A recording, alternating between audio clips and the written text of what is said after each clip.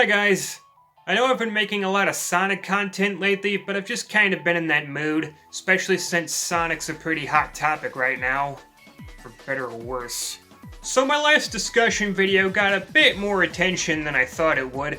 Some negative, but that's to be expected. I called out the Sonic fanbase, which is like walking into a hornet's nest without protection. It's not gonna go over well. Doesn't help that I came off as kind of a dick in that video. I tend to be a bit preachy when it comes to Sonic. But I still stand by a good chunk of what I said in that video, and the only real point I was trying to make with it is that Sonic fans can be a bit indecisive sometimes. But in this video, I want to be a bit more constructive instead of just ranting and maybe get to the root of why Sonic fans are so indecisive. And I think what it boils down to is just how many different types of Sonic games there are. And of course, that classic Sega time crunch.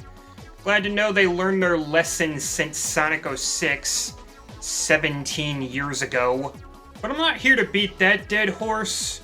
What I'm here to talk about is the division amongst the fan base.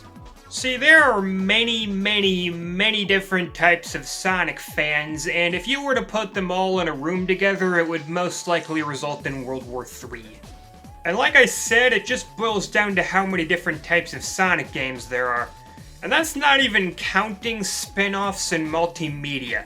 You of course have the classic 2D Sonic games, which many people will still hail as the best Sonic games of all time, or in some cases even the only good Sonic games, regardless of how many Sonic games came out since then. Then of course you have fans of the adventure titles, who've been starving since 2001 by the way.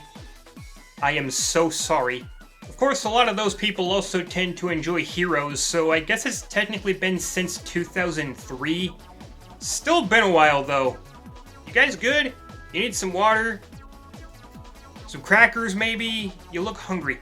Then of course you have fans of the Boost titles who are still more or less eating good since even Frontiers kind of retains some boosty elements. I personally fall somewhere between Adventure fan and Boost fan. That's not to say I don't appreciate the classics, I just like Adventure and Boost a bit more.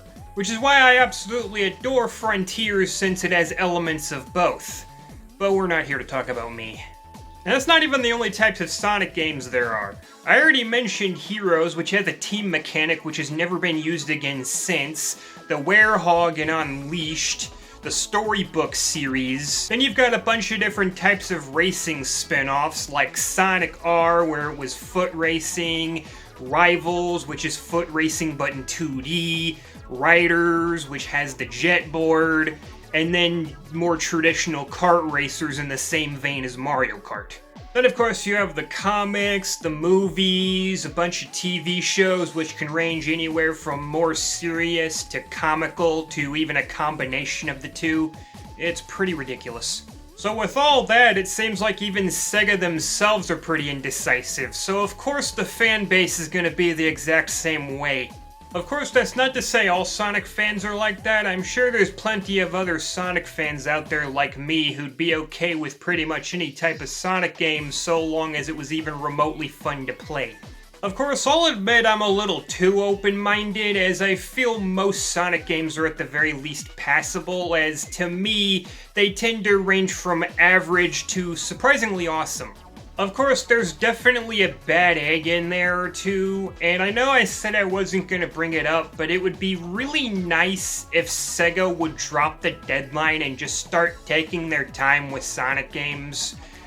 I can't remember the last time a Sonic game actually felt like a complete experience. And I hate to be like the 1,050th person to make this comparison, but just look at Super Mario Bros. Wonder. Supposedly that game didn't have a deadline at all, and Nintendo was just like, it'll be out when it comes out. And you can see how that turned out. Pretty goddamn well. And that, ladies and gentlemen, is the real problem with Sonic. Sega doesn't know what they want. Which is why the fan base is so fragmented and no one can agree on what the perfect Sonic game is. But I'm sure a lot of you already knew that. Which means I just wasted how many minutes of your time? Anyway, that's it for the video. This is Xander, the Gothic Gaming Geek, wishing you a not miserable day. Even if you are a Sonic fan, because even sweaty virgins deserve happiness. I wonder what tits look like up close. Oh, sorry, I was just thinking out loud. Bye.